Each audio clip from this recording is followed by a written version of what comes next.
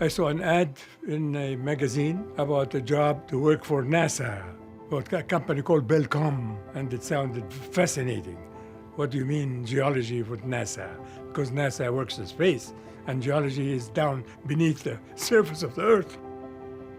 I had never seen any pictures of the moon, and I knew that there were 2,240 pictures. I thought, well, maybe I should look at these pictures and learn something. And I sat down it was 8 months, summarizing each picture on a tiny little card. And then I said, oh my God, there's so many features in there. So I found out that there are 16 sites, and if we go to all of them, we would have seen and sampled all the different types of surface features on the moon. And if my fellow geologists should know that.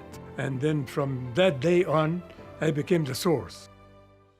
One of the things that we realized was the fact that an astronaut is going to remain in lunar orbit waiting for his buddies. So they would see enough of the moon that nobody else were going to see. So I went to Houston, Texas, and convinced astronauts that we must actually have you look at things and describe them in a certain way. So to do this right, I had the astronauts fly, because they flew from Houston to LA while the spacecraft is being prepared. So I thought that in the flight, they are going to go over all kinds of geological features. You have them look at the ground and describe it in the way we understand it geologically. So this became the beginning of the competition between the astronauts of who is going to be the best guy to talk about what is they're seeing.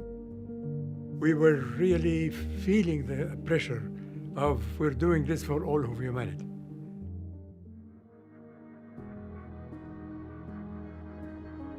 Right after the Apollo program ended, I was interviewed for a job at the Smithsonian Institution, which was perfect because I knew that the Smithsonian Institution is the place where all of the knowledge of America is stored. And therefore, all of the Apollo program material, we can prepare it in a way to be filed properly for all generations to come.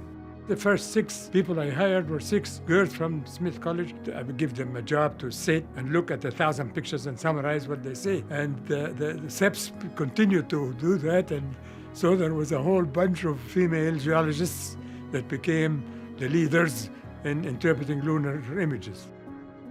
Mike Collins was my boss. So we had a very good relationship, and thought that Mike, by hiring me at the Air and Space Museum and giving me complete regard for all of the things that we did at the Center for Earth and Planetary Studies, certainly launched my career as a space geologist.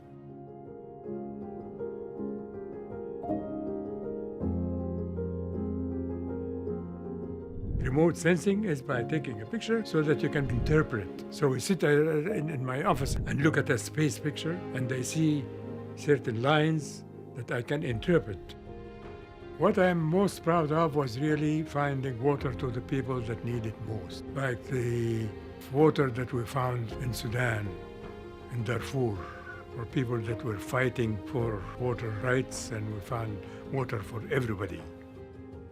But this time, to get that Lifetime Achievement Award is certainly a wonderful thing to see, because this means that there is a recognition of what I did in my career, and the fact that what I did was good enough for that kind of award.